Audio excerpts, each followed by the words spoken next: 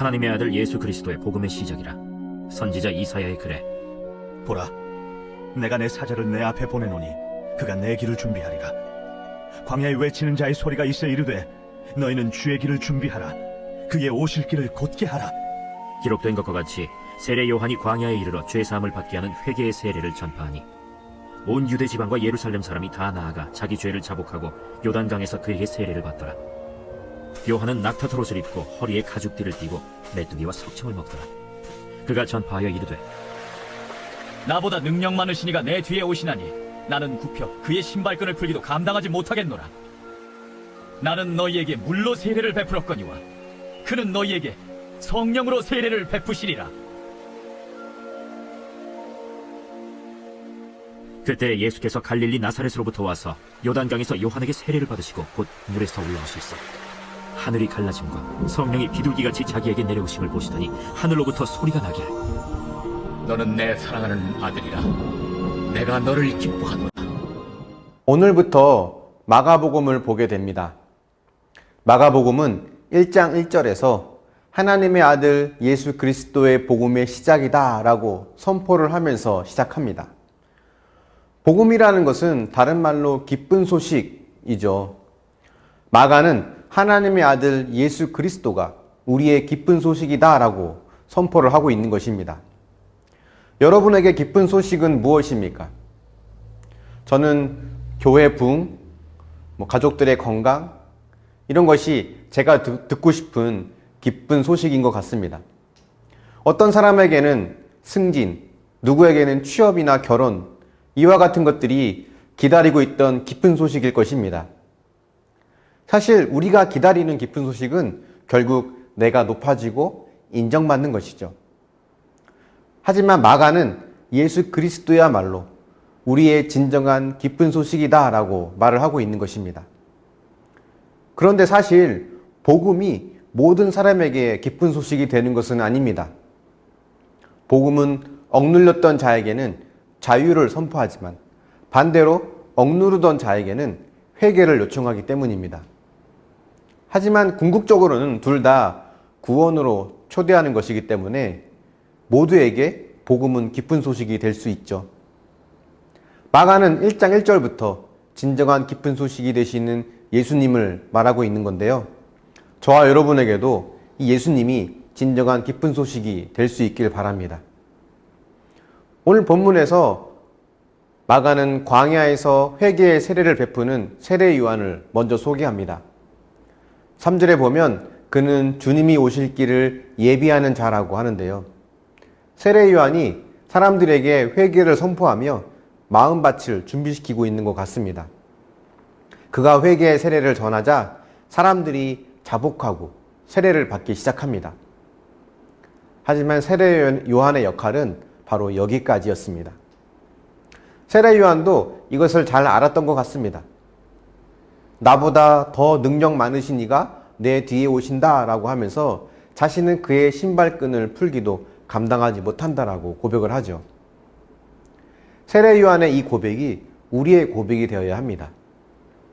예수만 남고 나는 사라져야 하는 인생을 살아야 하는 거죠. 우리는 자꾸 내 이름을 남기고 싶어 할 때가 많습니다. 내 업적을 남기고 나의 명성을 남기고 싶어 하죠. 하지만 그렇게 되면 주님이 사라져버리게 됩니다. 목회자인 저도 세례 요한의 마음을 가지려고 애를 쓰고 있는데요. 사실 높아지고 싶고 이름을 알리고 싶은 마음이 제 안에 많이 있습니다. 그래서 이런 제 마음을 볼 때마다 아직 내가 복음을 모르는구나 라는 생각을 하게 됩니다. 복음을 제대로 알면 더 낮아지고 겸손하게 되는 것 같습니다. 세례 요한에게 오셔서 세례를 받으시는 예수님이 바로 그런 모습이었죠. 세례를 받으시는 예수님에게 들려진 하늘의 음성은 무엇이었습니까? 이는 내 사랑하는 아들이다. 내가 너를 기뻐하노라 입니다. 여러분, 하나님께서 말씀하시는 이 음성, 내가 너를 사랑한다. 내가 너를 기뻐한다. 이거면 충분하지 않을까요? 예수님도 세례 요한도 그들이 낮아지고 겸손할 수 있는 것은 하나님의 이 음성으로 충분하다고 느꼈기 때문입니다. 하늘에서 내려온 이 음성은 저와 여러분이 들어야 할 음성이기도 합니다. 하나님은 지금도 우리에게 너는 내 사랑하는 아들, 딸이고 내가 너를 기뻐한다 라고 말씀하시죠. 이 음성이 내 마음에 가득 채워지면 더 이상 높아지거나 이름을 알리고 싶은 마음을 갖지 않게 됩니다. 하나님께서 날 기뻐하시고 사랑하신다는 이 기쁜 소식으로 이미 모든 것이 다 채워지기 때문입니다. 저와 여러분에게 이 기쁜 소식이 가득 채워져서 우리 역시 세례 요한과 같이 또는 예수님과 같이 낮고 겸손한 길로 묵묵히 걸어갈 수 있는 우리 모두가 되기를 축원합니다. 묵상해 보십시오. 여러분이 듣고 싶은 가장 기쁜 소식은 무엇입니까? 예수 그리스도 외에 더 기다리는 기쁜 소식이 있습니까? 하나님이 나를 사랑하시고 기뻐하신다는 것으로 충분합니까? 아니면 다른 것이 더 필요합니까? 기도하겠습니다. 사랑의 하나님, 세례 요한과 같이 예수님과 같이 기꺼이 낮은 자리로 내려가는 겸손한 마음이 있길 원합니다. 잠깐은 성품과 기질로 낮은 자리에 내려가는 것처럼 보일 수는 있지만 복음을 제대로 알지 못하고 하나님을 제대로 알지 못한다면 또다시 내 이름을 널리 알리고 높아지고 싶은 욕심에 사로잡힐 수밖에 없음을 고백합니다. 이는 내 사랑하는 아들이라 내가 너를 기뻐하노라고 하시는 이 음성을 우리가 들을 수 있게 해주시옵소서. 이 음성으로 우리의 마음이 가득 채워지길 원합니다.